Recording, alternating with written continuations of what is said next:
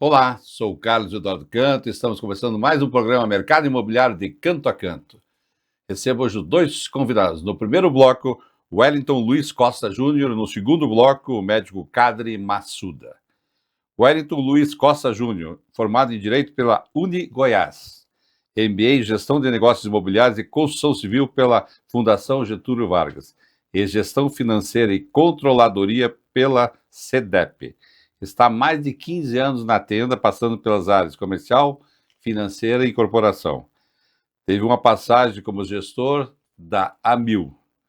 Atualmente é diretor operacional da Tenda Sul e Minas. Obrigado por participar do Canto a Canto, Wellington. Obrigado, Canto, pelo convite. É um prazer estar aqui com você e poder debater um pouquinho sobre o mercado imobiliário de Curitiba. Eu vi que você, coincidentemente, agora no segundo bloco, eu receber, foi o fundador da Clinipan. E você trabalhou como gestor, acho que da Amil. A minha pergunta já vai nessa direção, que é mais fácil trabalhar no mercado imobiliário ou com plano de saúde? Porque, na verdade, os dois são sonhos das pessoas, ter saúde e ter casa própria. Olha, o nível de dificuldade da incorporação imobiliária é algo surreal, né? Vender algo pronto é um pouco mais fácil, né? E a minha história na Amil foi uma história de sucesso, curta, mas de sucesso. E com 25 anos eu saio, 25 anos de idade, eu saio da Amil e venho para a Tenda. Então tem 18 anos que eu estou na Tenda. E venho buscando propósito. Eu estava num período de ascensão financeira na Amil, muito jovem, mas eu vi na Tenda muito propósito, sabe? Fazer a habitação popular. Você não tem ideia quanto a felicidade que é para a gente entregar um condomínio popular. Aliás, você tem ideia porque 43 anos trabalhando com isso. 49 anos, 49 anos. Então eu já vi muito lançamento e muita entrega, né? Pois é. E a felicidade, e aqui falando para o nosso ouvido, a felicidade não é da minha casa, minha vida. A felicidade, às vezes, a pessoa que compra um imóvel de 10 milhões, 15 milhões. Eu sempre digo que o sonho é igual, concorda? Claro. Cada um do seu tamanho. A realização é a mesma, né? Cada um do seu tamanho. Mas você é da onde? Natural da onde? Eu sou natural do Tocantins, saí de lá muito jovem, né? O estado é de 89, então eu me formo em Goiás, ali onde eu me criei e tal. E ali no Centro-Oeste, eu fiz o IPO da Tenda, ele é de 2008, né? Um ano antes da Minha Casa Minha Vida. Eu entrei na Tenda em 2007. Então ali no Centro-Oeste foi a primeira expansão para Goiás, depois Brasília. Passei por 8 estados pela Tenda, como executivo da Tenda. Fui para o Norte, fiquei um tempo longo em Pernambuco e estou no sul do país. São 4 diretorias na Tenda: diretoria Nordeste, diretoria São Paulo, Rio de Janeiro, Centro-Oeste e de Minas para baixo ali, que é a diretoria que eu comando. E desde 2007 eu venho realizando esses sonhos aí na Tenda. Bom, vou puxar a sardinha para o nosso lado aqui na região sul, né? Quer dizer, você está na melhor região do Brasil. O governador Jorginho fala isso, né, de Santa Catarina. E o Ratinho, e também o próprio Eduardo dele lá do Rio Grande do Sul, no evento aqui um tempo atrás da Construção, inclusive a Jovem também esteve parceira desse evento. Foi realmente fantástico saber da história dos 3 governadores e principalmente essa sinergia que eles têm. Agora, diretamente, quando a gente fala da Tenda, que é uma empresa cinquentenária, né? É um nome muito forte, né? Passou por vários processos. Qual é hoje, para o nosso ouvinte, a estrutura, porque essas empresas mudam de mãos, né? Qual a estrutura acionária hoje da Tenda? Hoje a Tenda são 56 anos de história, né? Quase 200 mil imóveis entregues, né? E é uma sociedade pulverizada, né? Ela não tem um controlador. Tem uma diferença das demais empresas de capital aberto, que o nosso CEO, Rodrigo Osmo, ele é um CEO de longa data, sabe? Ele está desde a abertura de capital da empresa, que ele está lá. Conhece bem todos os caminhos. Conhece bem todo o negócio. Ele foi CEO da Gafisa, que era a antiga controladora do grupo, da Alphaville, que também era uma das empresas do grupo Gafisa, Alphaville Tenda, e já há muitos anos ele é exclusivo da Tenda, mas não tem uma controladora majoritária, então é capital aberto mesmo. Eu vi lá que 60 e poucos % está mais na bolsa, pode dizer, Na bolsa, né? Na tá, bolsa que está acabando dividindo. Agora, para o nosso ouvinte, como você falou das regiões, né? Vocês atendem todas as regiões do Brasil hoje? Todas ainda não, mas estamos nos principais mercados, né? O mercado do Nordeste a gente é muito forte. Hoje a maior regional da Tenda está no Nordeste, com os estados da Bahia, Pernambuco e Ceará. Estamos em São Paulo em franca expansão, né? O maior mercado do país está lá. Rio de Janeiro, Centro-Oeste, ali com Goiás. E as minhas regionais aqui no Sul, Minas Gerais, Paraná e Rio Grande do Sul. A regional hoje. E como é que você está vendo hoje essa regional Sul? Porque se hoje temos aqui governos, né, que são muito importantes, estão fazendo um trabalho, uma lição de casa bem feita, tem emprego, tem carteira assinada, mas não tem habitação. Então, como é que vocês estão vendo essa região Sul para o mercado hoje da Tenda? A Regional Sul, ela representa um pouco mais de 10% do resultado da Tenda como um todo, né? Então, tem um peso interessante, concentrado no Rio Grande do Sul. As regionais de Minas Gerais e do Paraná são duas regionais que a gente está em expansão. Sei. Paraná retomando a operação este ano, provavelmente, com land bank já forte, que garante aí os lançamentos dos próximos 4 anos. Então a gente está em franca expansão da operação aqui no Paraná. Esse é o momento que a gente está vivendo. A gente deve lançar o primeiro projeto do que a gente está chamando de retomada agora em dezembro, né? Sim. Mas a nossa história no Paraná ela é longa. Sim. A gente chegou no Paraná aqui em 2017, desculpa, no segundo ano do governo Greca. Sim. E fizemos o nosso último lançamento aqui em 2021. Então, de 2017 a 2021, 7 anos, a gente lançou 10 empreendimentos. Então, não foi um volume muito grande. Já vínhamos encontrando dificuldades urbanísticas para poder lançar empreendimentos imobiliários de baixa renda na capital. Região metropolitana ainda também muito dura em relação a contrapartidas urbanísticas, a percentuais de vaga, né, que afastava ali Foi difícil, eu sei muito bem bem que foi difícil, muito difícil. Não só para vocês, como para outras incorporadoras. Isso. Mas hoje, só adiantando, com o nosso prefeito atual, e também que tem lá o André Baú, que está lá na Coab, também tem o Jorge Lange, que está na Coapar, e o Eduardo Pimentel, que está sendo bem receptivo, né? Acho que mudou bastante, e acho que vocês estão olhando macro a região. Sim, né? Mudou e os números comprovam isso, né? Se você pegar os dados da Brain, da Curitibana Brain, se você pegar de 2017 até 2024, a capital lançou menos de 8 mil unidades. No Minha Casa Minha Vida. Isso é nada, Canto. A demanda de Curitiba anual é de mais de 7 mil unidades.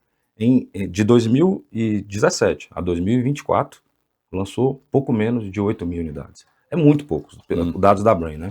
Aí você vem em 2024, a gente tem a mudança de governo, né, do Greca para o Pimentel, com o mesmo mindset, com o mesmo doutrinamento político ali, mas alguma coisa mudou em relação ao carinho com a habitação e interesse social. O Pimentel assume já dizendo que vai fazer 20 mil unidades em 4 anos. Sim. Uma meta bem ambiciosa, e ele está fazendo movimentos muito, muito certeiros nesse sentido. Sabe?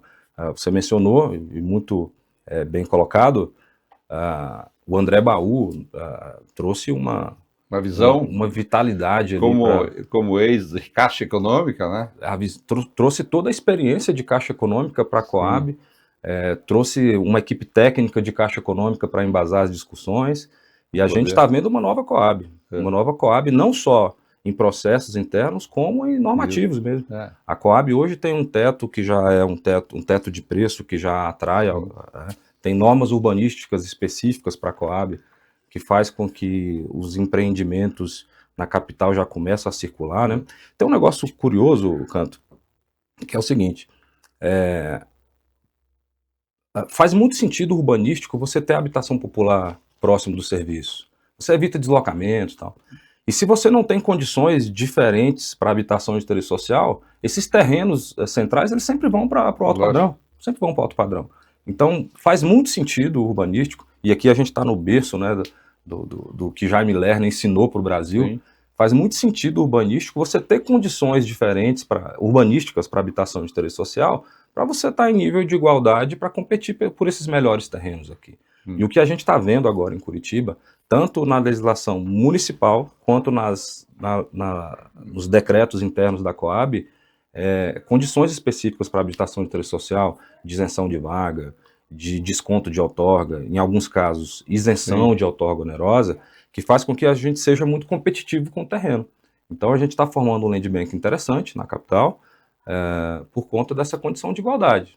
A baixa renda conseguindo pagar o mesmo valor de terreno que Quando o poder público ele ajuda, né, ajuda o empresário, fica muito mais fácil. Mas falando para os nossos ouvintes, hoje no Brasil, me corrija se eu tenho, se eu estiver errado, 7 milhões de unidades hoje no Brasil, que é a demanda, e no Paraná 280 mil. Né? Exatamente. Mais ou menos isso aí hoje. 200 mil e a cada ano se forma aproximadamente 50 mil novos domicílios, necessidade de novos domicílios aqui em Curitiba que a gente não está atacando. Então esse déficit habitacional aqui em Curitiba ele está só aumentando ano a ano porque não está sendo ofertado esse imóvel. Eu quero mandar um abraço para o André Baú, que ele esteve inclusive aqui, né, na entrevista. Eu falei 20 e poucas mil unidades, ele falou, Canto não é mais 20 e poucas, 40 mil, porque depois que entrou no governo, as pessoas hoje em dia estão já se cadastrando. Agora, essa questão da região metropolitana, agora, antes de a gente falar basicamente nisso, eu queria que você falasse que a Tenda tem um modelo construtivo que, na verdade, é inovador, né, hoje em dia. Isso é o mais importante, porque isso também facilita a obra, né? E você diminui o prazo da obra. Eu tô errado? Não, tá perfeito. Assim, o segredo do produto de baixa renda é você ter um controle absoluto do custo. É um produto de margem um pouco mais limitada e de giro rápido, né? Então, uma forma da gente controlar esse custo foi industrializar a nossa produção. A gente não chama nossas obras de obra, a gente chama de fábricas. São fábricas que fazem X apartamentos todos os dias, sem exceção. Então, hoje em Porto Alegre, por exemplo, a gente faz 8 apartamentos todos os dias. Aqui em Curitiba, a gente vai começar fazendo 4 apartamentos todos os dias, industrializamos a nossa obra com paredes de concreto e tal.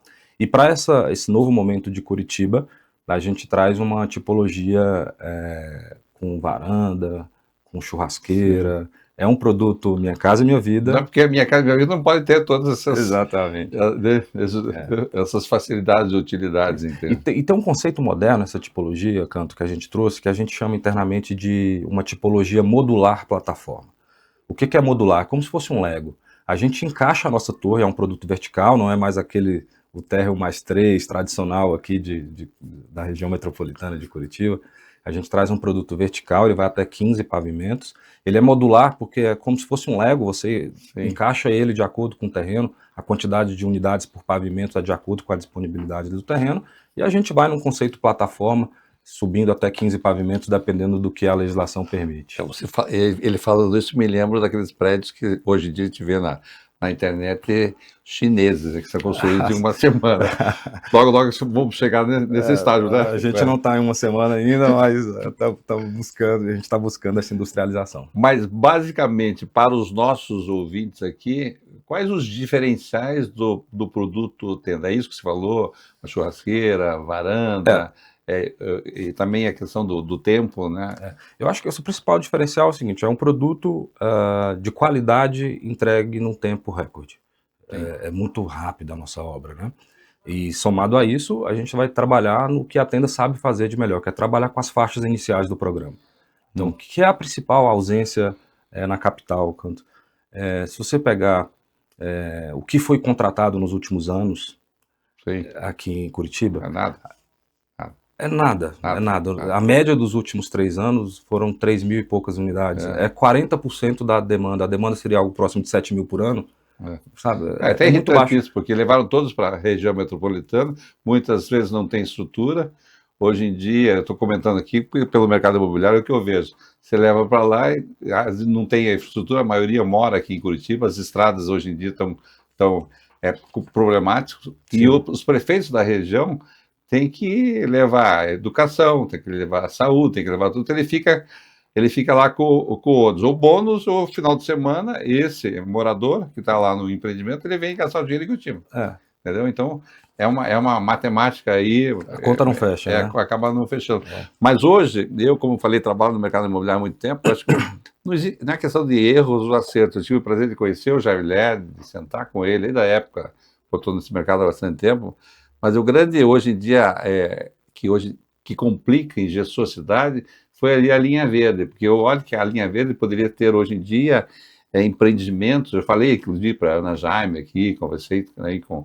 Mas ali não adianta, porque o CEPAC realmente ele engessa. Inviabiliza. Mas você imagine a linha verde hoje em dia se tivesse hoje todos esses empreendimentos que até o pessoal da Blue conseguiu fazer um empreendimento lá com 900 unidades, mas é basicamente aquilo ali, que você pode fazer uns condomínios clube ali nessa região e facilitaria a vida de todo mundo, né? Então, que Curitiba merece e tem uma infraestrutura boa, não precisa você ir para fora, né, Barta? A conjuntura do esforço das 3 camadas de governo, elas são bem importantes, né? Então, assim, o governo federal, quando reforça as políticas do Minha Casa Minha Vida, os governos estaduais, quando entra com cheque, como é um caso de sucesso aqui da Coapar, do nosso amigo Jorge e a Coab Lang, agora até para o idoso. E a Coab agora, a Coapar com o idoso, e a Coab agora com cheque também de até 10 mil reais. A soma desses subsídios, Canto, vai chegar a 85 mil reais. Imagina o impacto que isso tem de acesso a pessoas com baixa renda, né? Então, essa conjuntura dos 3 poderes aqui em Curitiba, elas se unificaram agora, né, estão equalizadas, e de fato é um excelente momento para poder alavancar os Agora, Wellington, tudo é questão de funding, dinheiro, certo? Hoje, praticamente 80%, a gente sabe que o orçamento do Fundo de Garantia, né, ele faz, né, girar essa máquina. E a pergunta que sempre falam, pô, dinheiro está acabando, vai acabar amanhã, que isso e aquilo. Eu sempre digo que o melhor momento de comprar imóvel é o agora. Inclusive, não esperar, né? Você, hoje em dia, e está aí as provas, cada vez a cidade vai crescendo mais, e não só atendo com outras consultoras, estão aí procurando terrenos, mas cada vez vai mais longe, né? Sim. Então, você tem que falar. Agora, você que está bem por dentro do funding, né? Da questão do dinheiro. E para mim, hoje é difícil, né? Foi feito, inclusive, agora o novo orçamento. Então, conta para os nossos ouvintes, né? Pois é, Canto, o funding de FGTS é um funding, ele tem uma obrigatoriedade de destinar até 60% à habitação. Ele navega, o balanço do FGTS, eu não vou saber ao certo o número, mas ele navega em torno de 700 bi, né? E o orçamento do Minha Casa Minha Vida, desde 2023, ele está acima de 100 bilhões. É um número forte. Então, Minha Casa Minha Vida está se fortalecendo ano a ano. Esse ano vai passar de 130 facilmente. 130 é um número bem forte. O mercado está vindo bem aquecido. Nos preocupa de curto prazo? Não. De médio e longo prazo, talvez. Mas tem um negócio bem interessante acontecendo. E também é bom dizer o seguinte, 130 é um número insustentável? Não. Qual seria um número confortável? É algo próximo de 100. Sim. É algo que dá para acomodar com alguma, sabe? E esse orçamento está livre do orçamento geral da União também, que é um outro ponto bem positivo. Proporcionar um financiamento de um fund lá que está a TR+3, você emprestar a TR+5 e tal, o fund ele é positivo e tal. O que está acontecendo que é bem importante e é bem saudável são linhas de fund alternativo. Recentemente veio o fundo do pré-sal, né, agora para um faixa 4, veio reforço de compulsório. Então, neste momento está se criando fontes de crédito alternativas que eu acho que é bem positiva para o setor e de médio e longo prazo vai surtir bons efeitos. Hoje, qual que é a previsão do VGV, que é os nossos ouvintes, o valor geral de vendas do Grupo Tenda hoje para o Brasil? E também, já falando dessa região, qual que é a meta? Para a região, a gente tem uma meta dos próximos 4 anos lançar um pouco mais de 4 mil unidades. Sim. Isso dá 1 bi de VGV aproximado, começando com um volume menor, e lá em 2028 Sim. a gente alcançaria um número em regime ali de 1.500 unidades ano. Aqui para Curitiba é um número que a gente ambiciona. E para a tenda como um todo no Brasil, a gente fechou 24 com um pouco mais, quase 6 bilhões, o ano de 24, 25 mil unidades lançadas. Fechamos 24 com esse número, né? E para 25 a gente está tendenciando um número um pouco melhor do que isso. Nossa divulgação de resultados é daqui 2 dias, né? Então, poder... isso eu vou deixar para a próxima entrevista. Mas falando de resultados, né, os primeiros, né, a tenda deu uma virada de chave bonita, né? Nos últimos anos, em termos de lucro, eu estava vendo aí até o balanço de vocês, os números, né? Segundo trimestre, né, tem um valor bem expressivo, né? E não só valor expressivo, que também, hoje em dia, o acionista está feliz, porque parece que foi já em dezembro, né? Vai ter um dinheirinho na conta do acionista, não é? É um turnaround que a tenda fez. Passamos por um momento ali pós-pandêmico bem difícil, né? Nós éramos a empresa com a maior velocidade de vendas do mercado. E quando você tem um susto inflacionário, como foi aquele período, e as obras já estavam vendidas, a gente teve que executar uma obra com uma margem muito menor, né? Então, esse período foi muito difícil, mas hoje a gente está trabalhando em patamares de margem líder de mercado ali, Sim. E com velocidade de vendas um pouco mais equacionadas, controlando a velocidade de venda para ter alguma resposta a um susto inflacionário que possa vir, né? Em relação aos resultados financeiros, toda divulgação nossa, a gente separa bem tenda de Alea ali, né? A Alea é a nossa empresa de casas, né? Sim. Nós temos a maior fábrica de paredes de wood frame do mundo, está lá em Jaguariúna, com uma capacidade de 10 mil casas ano.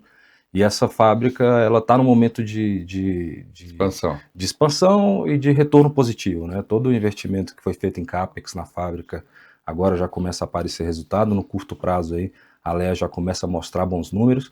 E tenda está indo muito bem, sim. Tenda, os resultados são bem positivos. O que eu quero falar para os nossos ouvintes, que aqui o programa, que é o mercado imobiliário, é trazer empresas sólidas e a gente tem que mostrar essas empresas. Para quem está comprando, eu sempre digo que, Wellington, Canto, mas como é que você vê uma empresa, confiar numa empresa que está fazendo lançamento? Eu falei, olha o tapume, em vez de ter uma placa de um banco lá, pode comprar. Se não tiver uma placa de um banco, porque quando o banco entrou lá, porque ele já fez toda a lição de casa que você teria que fazer. Então, esse é o meu, sabe? Eu sempre olho dessa maneira, porque o pessoal acha ao contrário, né? Porque tem um banco, está endividado, né? E para mim é o contrário. Agora, os números, isso aqui eu peguei hoje na internet, né? Para os nossos ouvintes terem uma noção. A companhia anunciou agora em julho, né, de 2025, pagamento de 50 milhões em dividendos, a ser efetuado em parcela única em dezembro agora, né? Quer dizer, o Natal de vocês aí que tem ações da tenda, vai ter um pouquinho bom. Então, eu quero mostrar a força que vocês têm hoje em dia e que nessa dificuldade de comprar imóvel em lançamento, sempre é uma preocupação saber como é que tá, como é que não tá. Só que o mercado hoje, de Minha Casa da Minha Vida, voltou a ser protagonista, enfim, de todos os setores, de todos os produtos, né? Que hoje, basicamente, todas as empresas que estavam querem ficar e outras que não estavam querem estar. Acho que é isso aí, né, Wellington? É isso. Imóvel é moeda forte. Sim. Né? Você não escuta histórias de quem investiu em imóvel e não teve um bom resultado. E a Tenda, como uma empresa de capital aberto, tem feito o dever de casa. Lição de casa muito bonitinha ali. Tem feito de forma bem feita, né? Canto, você tem um público de corretores, assim como eu sou corretor também. Você tem um público fiel. E o momento que a gente está atravessando agora em Curitiba é de muito otimismo. A gente está remunerando bem o terrenista. E hoje é o principal ativo nosso para Curitiba. A gente precisa ter uma gama de... Precisa ter land bank. Aquela tua ideia de você fixar o pé aqui, você tem uma estrutura, né? Então você tem que girar essa estrutura. Agora, indo nessa linha, eu vou falar justamente sobre isso, mas tem uma linha muito importante que eu faço parte aí, estou no conselho, sou também do Cresce, e faço parte das comissões de volta ao centro, plano diretor, e vejo que vocês estão no centro da cidade de Curitiba, estão olhando. O que fez hoje a tenda ir para o centro da cidade, que eu realmente, hoje, eu quero aqui dar os parabéns para vocês, com uma empresa do tamanho de vocês, acreditar nesse projeto de volta ao centro, que o nosso prefeito está acreditando bastante. Então, tenho certeza absoluta que através dele, eu dou um abraço e felicito a Tenda. Obrigado. Nós tivemos com o Pimentel algumas vezes, e o Pimentel fez esse pedido diretamente. Eu preciso que as grandes empresas voltem para o centro de Curitiba. Não existe mágica, né, Canto? A conta conta tem que fechar. E ele fez mecanismos para que essa conta fechasse. Hoje, no centro de Curitiba, a gente pode desenvolver empreendimentos com uma redução de vaga total. Sim. A gente tem incentivos de compra de potencial construtivo. A gente tem a Coab nos ajudando a licenciar o empreendimento de uma forma mais rápida. Então, isso tudo fez com que tornassem viáveis esses projetos e o ingresso de algumas empresas aqui no centro. Acho que a gente pode estar até a alguns passos ali. A gente pode inaugurar os primeiros empreendimentos de centro, mas logo, logo você vai ter várias empresas ali populando aquele centro. Mas você já pode falar, a gente sabe, mas já pode divulgar que esse próximo lançamento, para quando será? Para dezembro, o primeiro lançamento, aqui de Curitiba, e os próximos 6 lançamentos da Tenda são em Curitiba. Tá, e em torno de quantas unidades esse de dezembro? De dezembro, ele são de 360 unidades. Isso. Ele não é de região central, ele está na Avenida das Torres, lá no Uberaba. Sim. Mas é um produto faixa 2 do programa Minha Casa Minha Vida, de 360 unidades. O segundo já vai ser um projeto... Então, o pessoal que aguarda de dezembro, que pode ser um bom presente de Natal, hein? Um bom presente de Natal. E no centro mesmo da cidade? Certo. Vocês estão estudando ali no centro? Sim, nós temos terreno no centro. Já estão... E esse daí para quando que é o... Para o início do ano. No início do ano a gente já tem projetos no centro. Esse vai vir com churrasqueira, vai vir com tudo bonitinho. Uma torre de 15 andares, com varanda, churrasqueira. Opa, então esse isso é bastante importante. Agora vamos falar, finalizando, na minha parte, que é corretor de imóveis, que é o proprietário de imóvel. Como você disse aí, vocês estão sempre procurando áreas, procurando terreno. Nós temos aqui um público de 9 a 10 mil pessoas aí por minuto escutando, são corretores, são proprietários e também proprietários de terrenos, investidores. Agora, quais são as regiões que vocês falam, Canto, aqui é a região, queremos dessa maneira, para brifar, né, as pessoas, o corretor de imóveis, qual o mínimo de área que nos interessa. Então, eu queria que você comentasse esse. Tá. A gente não faz distinção de nenhuma área na capital, tá, Canto? Como o nosso produto tem aquele conceito de modular plataforma, a gente vai encaixar o produto de acordo com a renda daquela região. Ok. Então, um produto de borda da capital... É o contrário, a conta é o contrário. É o contrário, a gente vai ter que se adequar ao terreno e à renda daquela região. Okay. Então, um terreno de borda, a gente vai colocar um produto um pouco mais econômico, terra mais 3, e um produto de centro, a gente vai fazer uma torre um pouco mais cara, remunerar melhor no terreno. Então, assim, acho que qualquer produto acima de 4 mil metros quadrados, qualquer terreno acima de 4 mil metros quadrados, a gente já consegue viabilizar um volume interessante de unidades. E isso é compra, porque vocês podem comprar em dinheiro, podem fazer a permuta financeira ou permuta física. São os 3 praticamente modelos. Ou o híbrido também, se for o caso. Né? Se for o caso, o híbrido, a gente está bem capitalizado, na situação de caixa da Tenda bem confortável. Um fluxo em cash longo, ou uma permuta, ou híbrido, não tem distinção. Né? Então, mas eu volto a reforçar, desculpa te interromper, o mais importante é o seguinte, normalmente nós corretores temos uma leitura que é o seguinte, o produto econômico paga mal no terreno. O produto, isso não é uma verdade. Não, eu sei que não é. Isso não é uma verdade, né? Não. Até às vezes remunerar bem o paga até mais hoje em dia, porque se você pegar, dependendo dos terrenos hoje, na região, hoje, Curitiba, de alta renda, tem o famoso potencial que cada vez está ficando mais caro. Às vezes, se compra um terreno por 5 milhões, paga o potencial mais 5. Exatamente. Então, acaba tendo. Então, hoje em dia, é melhor você fazer um empreendimento, porque, a verdade, você quer o retorno do dinheiro, né? Você não quer ficar com aquela unidade. Agora, nós estamos quase no final, eu queria falar para os corretores de imóveis. Hoje em dia, como é que todos os corretores de imóveis podem trabalhar o produto Tenda, as imobiliárias também podem trabalhar, então isso é muito importante, porque com esse VGV que vocês vão ter daqui para frente, é muito importante para nós, corretores de imóveis, visualizar, e mesmo as imobiliárias hoje em dia, que têm as suas equipes, podem procurar aqui a regional, né, para poder hoje se adaptar e ter esse treinamento. Será que essa é a realidade? Perfeito, perfeito. A gente tem um time hoje de incorporação e de prospecção de terrenos grande. recebendo esses corretores, fazendo a qualificação das áreas e dando esse retorno para o corretor rápido, né, do que a gente consegue adequar de pagamento em cada área. Isso está aberto, tem um time grande lá. Neste momento a gente está montando um time comercial, a gente inaugura uma loja no início do ano, uma loja grande, com apartamento decorado, numa região central aqui, essa loja já está em obras. E nas vendas dos apartamentos a gente vai movimentar muito o mercado, né? Que é um volume que Curitiba não está acostumado. Então, tem 2 modelos de venda, né? Tem produtos que vão ser desligados via Coab, esses projetos desligados via Coab tem uma venda mista, né? Sim. Quando libera estoque, a gente libera para as imobiliárias, e tem outros produtos que vão ser lançados fora da Coab, esse é 100% mercado, e esse time comercial vai treinar todas as imobiliárias, tal, como é que é a forma de remuneração, qual o valor da remuneração, né? É um volume grande que está vindo para Curitiba, e esse produto vai estar aí no mercado. E aqui em Curitiba procura lá nosso amigo que é o que está tocando a operação. Que é o Alex. O Alex toca a operação de Curitiba. Ele que praticamente vai lá e vai dar todo Exatamente. Esse atendimento aí. É isso aí. Então eu queria agradecer muito, né, a tua participação aqui no programa de Canto a Canto. Já te convidar, né, para logicamente no próximo ano vir aqui falar o que realmente foi essa nova investida aqui em Curitiba, né? Que principalmente esses imóveis no centro da cidade. E parabéns aí, né, pela tua trajetória à frente daí da tenda. Espero que você ou só suba, né, mas que realmente fique aqui nessa nossa região, que apesar que você estava lá, veio lá do Tocantins, já se acostumou aqui no sul. Então, já.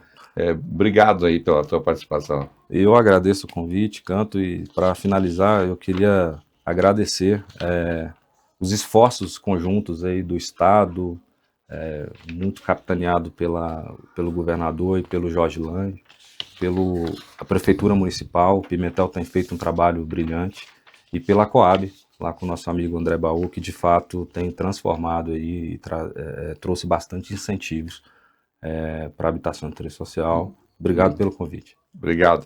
Bem, conversei com o Wellington Luiz Costa Júnior. Vamos para um rápido intervalo. Espera aí, nós já voltamos.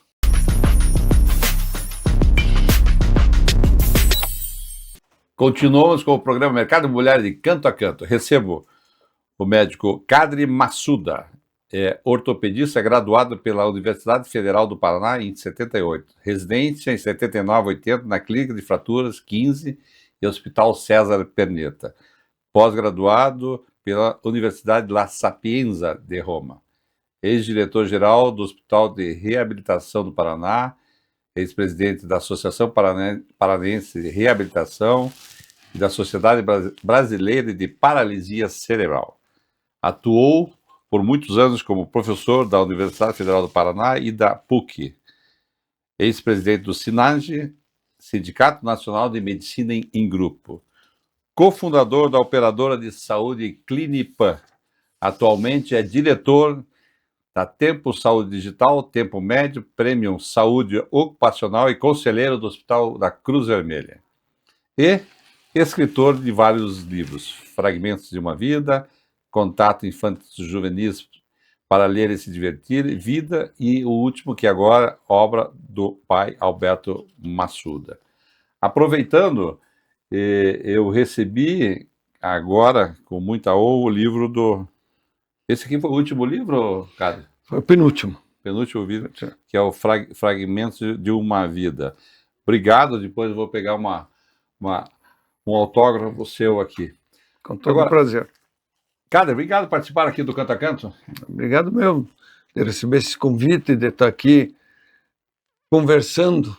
Afinal, esse eu acho que é um espaço que é para isso, para que os ouvintes possam escutar alguma coisa diferente. Saber das histórias. E uma coisa diferente, eu queria começar naquela tua época lá do colégio estadual, do ensino básico. Vamos começar ali naquela região que você, estudando lá no colégio, já pensava em ser médico naquela época? Rapaz, se eu te contar, eu estou escrevendo agora um prefácio para o meu sócio, que ele também está escrevendo um livro, e nesse prefácio eu começo desde cedo.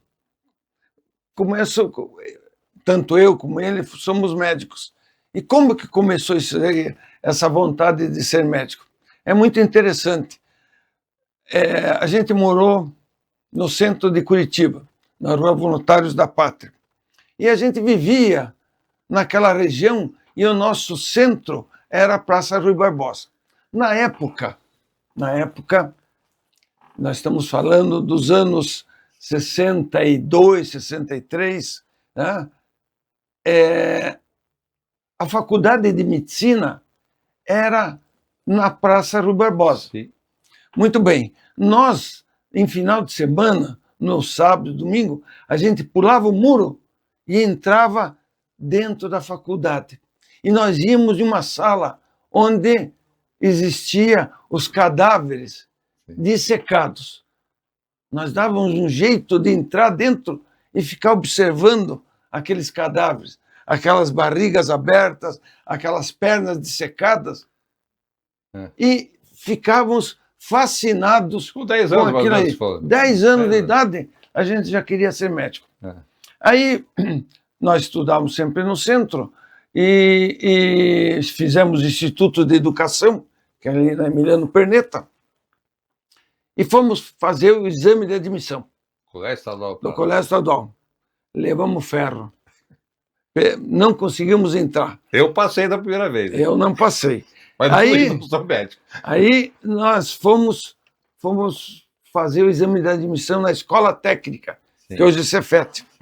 Puxa vida, passamos. Eu e ele, ser sócio, fomos fazer a escola técnica. Fizemos o primeiro ano. Fantástico. Aprendemos a mexer com ligas, mecânica, eletricidade, mas não era aquilo que a gente queria. E assim, no segundo ano, eu e o Gilto. Sempre junto. Sempre junto. Aí, no segundo ano, por uma sorte do destino, consegui uma vaga no Colégio Estadual.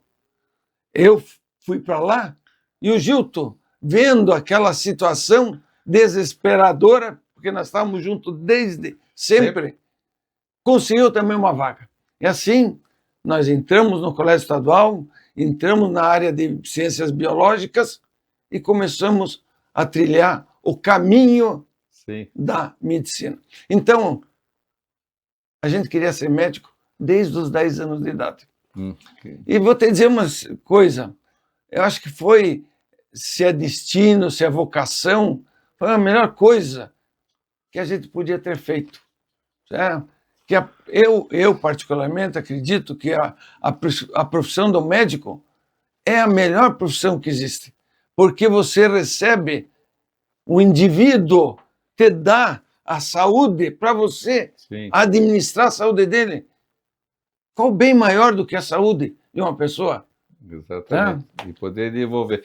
Agora, falando do ensino básico, também estudei no colégio estadual, não tinha condições de, na época, ir para Santa Maria, Medianeira, que eram as escolas onde realmente a classe média alta estudava, né? Sim. Mas nós tivemos a felicidade, eu moro próximo do Colégio Estadual, ali 2 quadras, passo todo dia ali, e a gente se arrepia, né? Porque era uma escola maravilhosa o Colégio Estadual, né? Ali que criou praticamente os teus valores, não é verdade? Queria que você falasse justamente sobre isso, essa importância que teve na tua formação, né? O Colégio Estadual, né? O Colégio Estadual era o colégio de elite.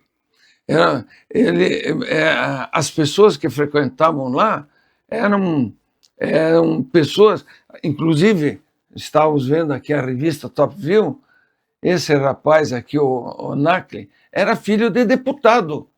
Puta, deputado. E os professores eram de extrema qualidade.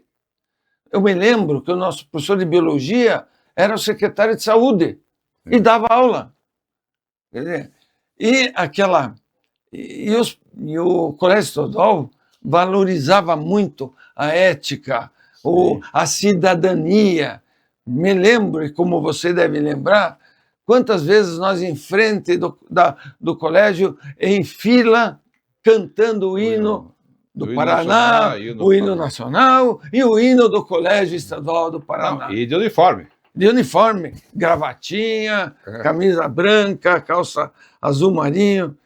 Olha, eu morava na Getúlio Vargas, tinha que vir a pé de lá, passava pela Rua das Flores, tinha o José Maurício Pinto de Almeida, que é desembargador hoje, o Carlos Jorge Zimmer morava ali na Comendadora, a gente passava, vinha a pé e atravessava o passeio público, naquela época era o zoológico ali, né? Sim, você atravessava, sim.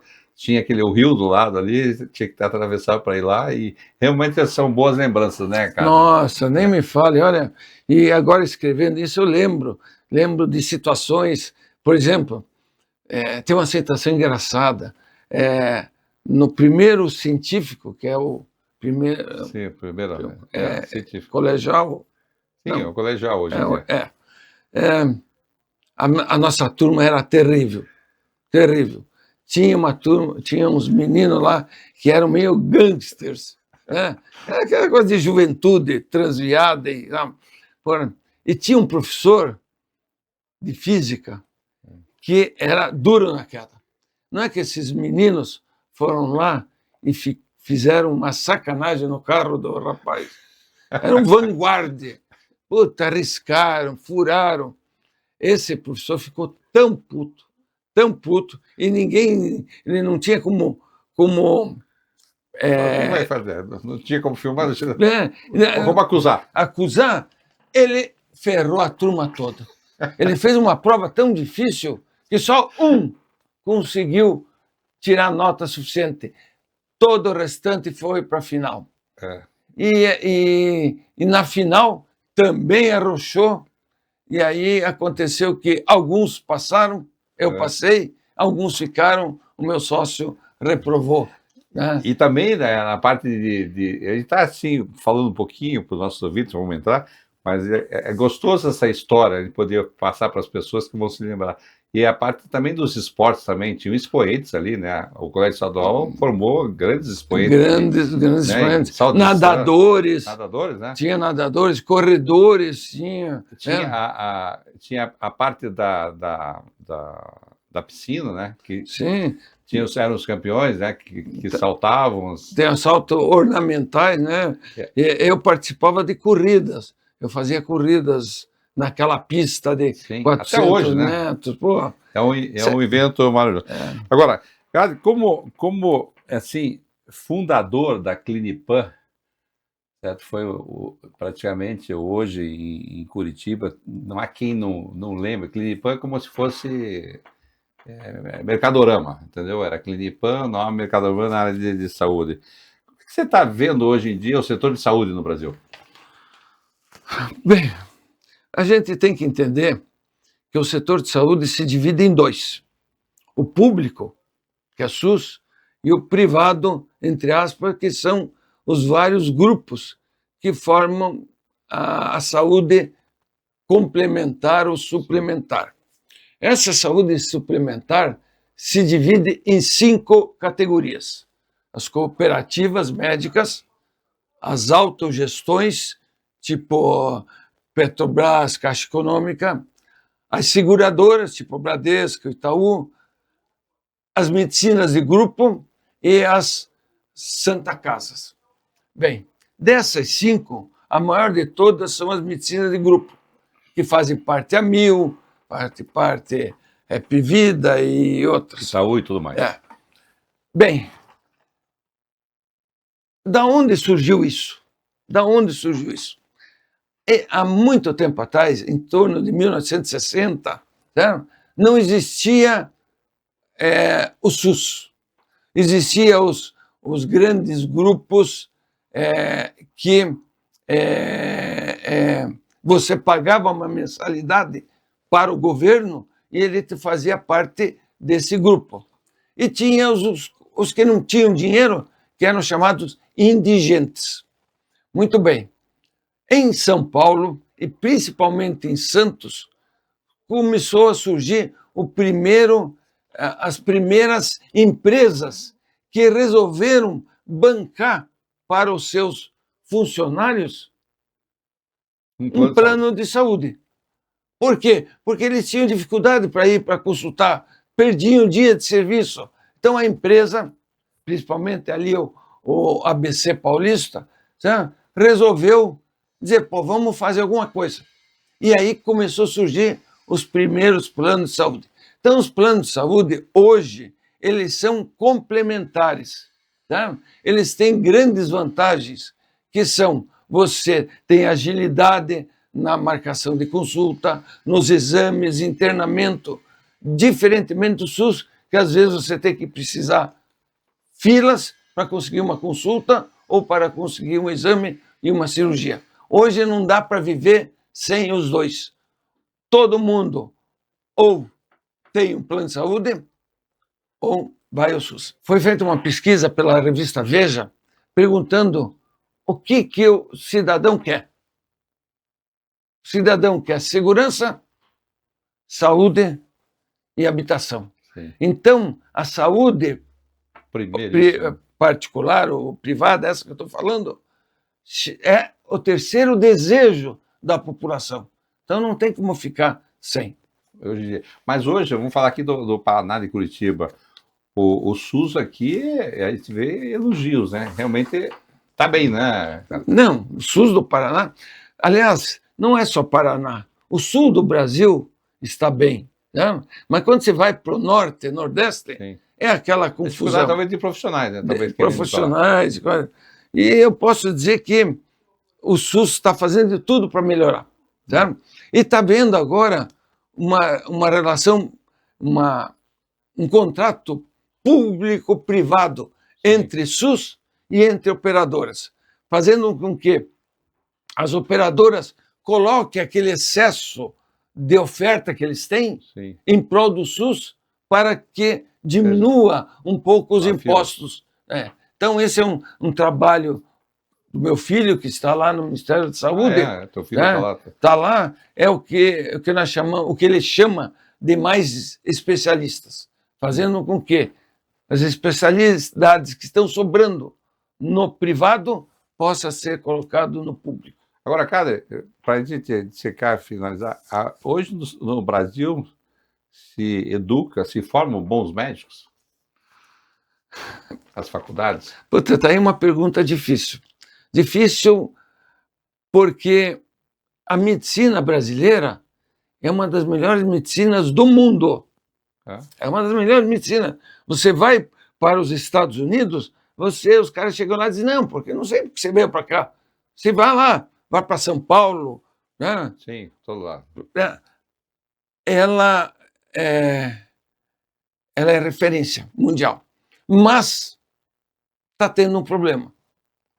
Existe atualmente ofertas demais de escolas médicas e, consequentemente, está se formando muito mais médicos. E esses médicos, essas faculdades que foram criadas, não têm condições de dar um ensino Sim. de qualidade. Pequenos municípios agora têm faculdade de medicina. Né? Então, isso está fazendo com que a qualidade do médico caia. Aquilo que foi conquistado há anos, essa expertise de bom nível, está caindo. Por isso que está se cogitando a fazer a prova de capacitação tipo do profissional. OAB da vida. Tipo OAB. Por quê? Tá, porque está tendo tanto médico e que as pessoas já não têm tanta confiança. Bem, eu sei que, logicamente, quando você vendeu, você e o teu sócio vendeu a Clinipam, eu sempre digo que quando você tem um capital na mão, você quer investir no mercado imobiliário, né? Eu sei que você está também entrando nessa área do mercado imobiliário. Agora, diretamente ligado à saúde, eu também tenho visto aí, hoje em dia, um segmento, por exemplo, na área do sênior, né? Hoje em dia vai ter muito mais idoso, as pessoas indo com empreendimentos mais ligados, né, a mais de 60 anos de idade, e eu acho que esse mercado é um mercado muito grande, e eles estão certos em ver esse farol, esse futuro, cara? Sem dúvida nenhuma. Veja só,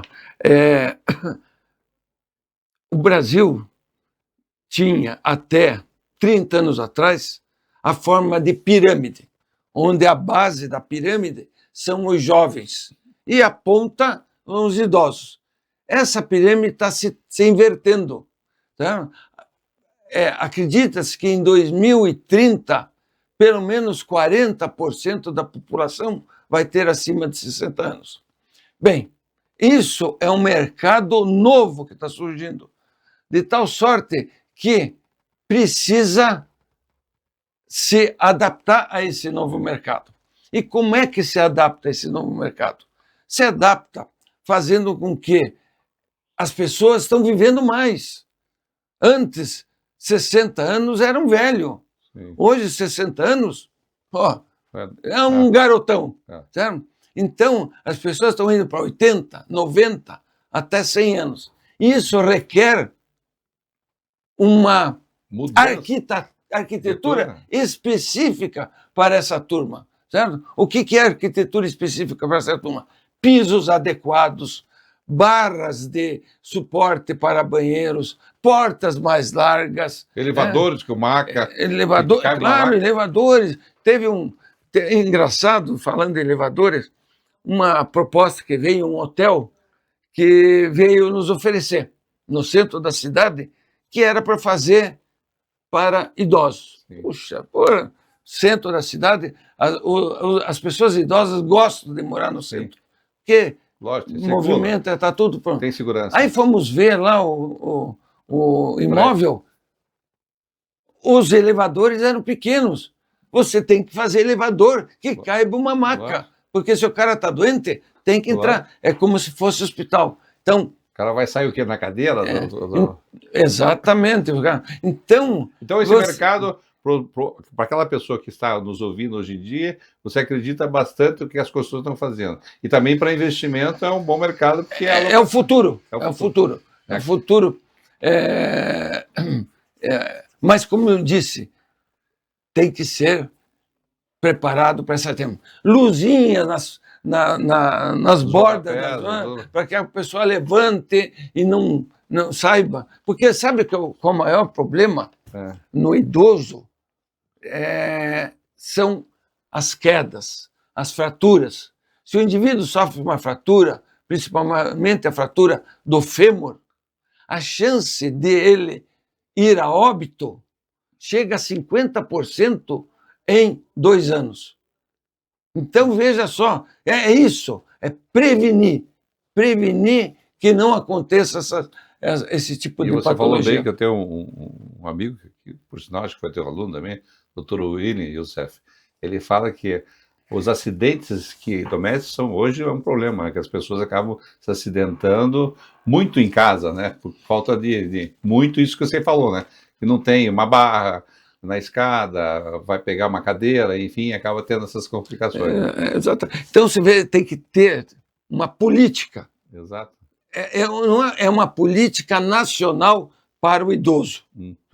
O idoso não pode andar de chinelinho, tem que andar com sapato de borracha que fica preso no piso. Temos que cuidar do idoso e olhar e fazer tudo mais. Agora, eu queria só que você comentasse, logicamente você não fica parado, você já tem hoje em dia uma empresa que é a Tempo Saúde Digital, que você falasse assim, rapidamente o que é esse seu novo... Rapaz, vou te dizer o seguinte, esse é o novo mundo que está surgindo, onde a gente usa a inteligência artificial nisso daí. A inteligência artificial vai mudar a relação médico-paciente. E a inteligência artificial está voltado, a telemedicina é um caminho que a inteligência artificial vai introduzir. Faz com que a gente possa atender qualquer cidadão em qualquer parte do mundo. Sim. Sabe? E você pode também fazer com que, se você tem uma dúvida, você chamar vários médicos de várias partes do mundo que juntos te façam um diagnóstico e uma conduta. É cirurgia, né? Cirurgia hoje. A cirurgia já faz robóticas também. Mas veja só que beleza, você não precisa mais sair da tua casa para fazer uma consulta. Você tem na tela da TV, você conversa com o médico, se tem dúvida, chama outro e outro e outro, e todos legal, fazem. É o novo mundo. E isso não é para futuro, isso é para amanhã. Dentro de 1 ano, 2 anos, nós estaremos muito adiante nesse tipo de... E essa é a empresa que você hoje em dia criou, que você Exatamente. Nós estamos aí, se chama Tempo Medicina, que estamos à frente do nosso tempo.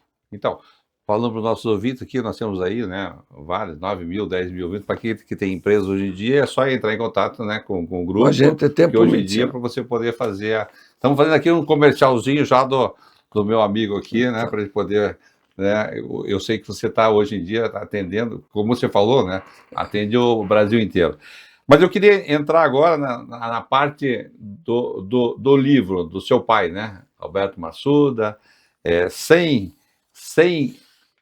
anos que ele fez agora em 2025. E para quem não sabe, o Alberto Massuda, ele estudou Belas Artes e Pedagogia Artística no Cairo. Depois de uma estada de quase 3 anos em Roma, Itália, chegou ao Brasil em 58, escolhendo Curitiba como residência. Tornou-se cidadão na área de Curitiba em 82, integrou-se ao movimento de renovação das artes plásticas do Paraná, sendo logo premiado com a medalha de prata no 16º Salão Paranaense. Desde 1960, participou de quase todas as grandes promoções culturais oficiais do Paraná. Em 1966, junto com Álvaro Borges, René Bittencourt e Érico da Silva, formou um grupo, Grupo Artístico de Curitiba. Foi homenageado com o nome da Praça Alberto Massuda e também hoje tem um mural de 11 metros ali na Bufrém, na Dessor de Castro, que hoje é a Casa da Memória. Então, e falando, né, do seu pai, eu até queria mostrar para os nossos, que agora vai ter o lançamento desse livro no dia 13 de novembro no Museu do Oscar Niemeyer. Isso mesmo. E, cara, eu sei que você gosta de escrever hoje em dia, né? Mas vamos começar pelo teu pai lá, quando ele, né? Você ficava olhando ele pintar, você tem essa veia também de escritor, olhando para ele. Quais foram os ensinamentos que teu pai passou para você? Rapaz, olha, isso daqui dava um programa só para falar sobre isso, para ele. Meu pai foi um cara diferenciado, foi um cara diferente, onde a arte era a mola mestra da vida dele. Ele sempre pensou em ser artista, certo? E professor de arte. Ele começou lá no Egito. No Egito, ele vinha de uma família muito rica, família que tinha banco, que tinha relojaria, tinha casa de câmbio. Tinha posses, como tinha posses, tinha. E ele foi diferente. Começou a ser meio segregado da família, porque o cara era fora da casinha. Quer ser muito pintor, bem. Então pintor. E tinha outro problema também. Ele não só queria ser pintor, como ele morava no Cairo, né, numa época de grandes conflitos, porque ele era judeu. Tá? Então, essa situação religiosa fazia com que ele sofresse discriminação no próprio país em que ele nasceu. Muito bem. Ele participou de movimentos políticos, porque lá tinha, como o Brasil, muito rico e muito pobre, e ele achava que não devia ser assim. Foi perseguido de tal sorte que ele se chamava lá no Egito Ibrahim Massaouda. Ele quis largar tudo, largou tudo que tinha e com a minha mãe e 2 filhos resolveu vir para o Brasil. Sem dinheiro, sem amigos, sem alguém que o apoiasse. Veio para o Brasil, trazendo apenas uma coisa: a tela, as tintas e o pincel. Chegando aqui, ele conseguiu, graças à comunidade judaica daqui de Curitiba, arrumar um espaço para ele trabalhar. E assim a gente se instalou na cidade. E ele começou a pintar. Pintava. Ele era um pintor, desenhista, filósofo e poeta. Ele era incansável. Né? Só que não era reconhecido. Porque ele usava mais ou menos a linha de Marx Chagall, que é o surrealismo. Agora estão chamando ele de gênio, mas na época, Sim. todo gênio ele não é compreendido. Não é compreendido. Então, ele não vendia quadros, ele pintava, ele dava. Ele perguntava, o que você achou do quadro? Achei bonito, então leva. O que você achou do quadro? Não, tá meio... Então leva também. Isso fez com que, desde cedo, nós tínhamos problema financeiro. Porque não vendia nada, não sobrava. Sim. E o que fez com que... O que ele me obrigou a fazer? Aos 15 anos de idade, eu comecei a trabalhar sozinho. Enquanto eu estava lá no colégio estadual, eu tinha uma pequena fábrica de terços de parede. Eu fazia isso, cheguei a ter com 15, 16 anos, 2 funcionários. E com isso, a partir dos 15 anos, nunca mais pedi dinheiro para o meu pai e comecei a ajudar a família. Bem, aí foi o restante da vida. Você me pergunta, o que me levou? Me levou, primeiro, a necessidade de me virar sozinho. Segundo, parte artística, eu não comentei, mas eu fui um dos fundadores da Feira de Artesanato. Era antigamente na Praça Zacarias, eu fazia artesanato em couro e me fez sobreviver todo o curso de medicina vendendo esse artesanato em couro. Ele foi um grande artista. E, para isso, agora nós, a família, estamos tentando resgatar toda essa memória dele. Por isso, todos estão convidados a dia 13, quinta-feira, às 19 horas, lá no Museu Oscar Niemeyer. Vai ter uma sala só para exposição deles. E aí eu vou aproveitar para lançar o livro que eu fiz sobre a vida e obra dele. Que é esse livro aqui, que hoje é o protótipo do livro, ainda não está, né, no dia lá. Mas, cara, é exatamente isso, que você está aqui, com essa tua história, né? Também fazer esse convite que você já fez para que as pessoas vão lá, que vai estar aberta, né? Vai estar, nesse dia vai estar aberto, não precisa de convite, e essa exposição vai ficar 5 meses, em uma sala de 600 metros quadrados, inclusive vai ter uma parte no fundo que tem uma filmagem, um documentário sobre ele. Sim. E uma curiosidade, você comentou lá aí nos bastidores, nas nossas incursões lá no pastel que nós temos lá nos encontrado, que você também adquire, hoje em dia está adquirindo, né, os quadros que tem dele, né? Quer dizer, existe... Porque pode ser que alguém seja nos ouvindo aqui, vá lá, pô, tem um quadro aqui, o senhor falou que hoje em dia, como ele fazia bastante e doava, e hoje, você comentou que hoje tem quadros no mundo inteiro, né? Tem no mundo todo. Pô, até meio... Se eu vou te contar, semana passada, um quadro dele foi leiloado em Londres. Você comentou. Comentei com você? Então, ele tem quadro em Dubai, tem quadro na Alemanha, tem quadro no Egito, tem quadro na França, no Georges Pompidou. Mas isso a gente descobriu agora. Que, quando nós resolvemos fazer esse livro e essa exposição, nós fomos pesquisar o passado dele. Que ele era muito retraído, ele não falava de si, ele não contava, a gente não sabia. A gente conhecia ele como artista. Sim. E meio dizendo, e eu brigava com ele, pai, porra, abaixa o preço para poder vender, para poder sobrar dinheiro um pouco. Ele dizia, se eu não me valorizo, quem me vai valorizar? E aproveitando, quando ele falou de valores, até você falou que vai praticamente meio que subsidiar os livros lá no dia, porque um livro desse aqui, ó, olha o capricho do livro. Eu falei, se é uma coisa que você fez bem feita, é esse livro. Né? Graças a Deus. E foi em toque de caixa. Fizemos em 3 meses esse Não livro. é verdade? Você acredita? Então, Mas é isso mesmo. A ideia não é ganhar dinheiro. sim, A ideia divulgar. é divulgar o nome dele. Exatamente. Certo? Então eu estou subsidiando esse no livro. dia lá. Então, para não dar mais spoiler para vocês, quer dizer, ele está convidando, já convidou, né? No dia 13 de novembro, às 19 horas, no Museu Oscar Niemeyer. E tenho certeza que aqui o Grupo RIC vai estar lá também junto com você. Assim esperamos. Para essa data memorável.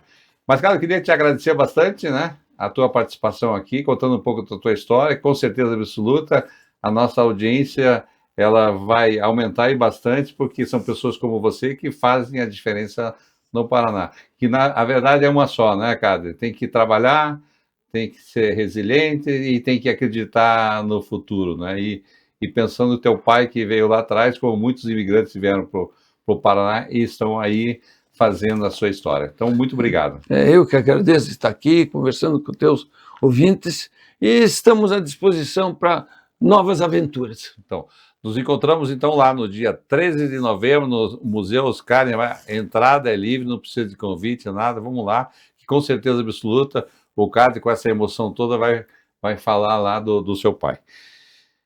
Obrigado. Espero você no próximo sábado ao meio-dia aqui na Jovem Pan News. Um excelente final de semana.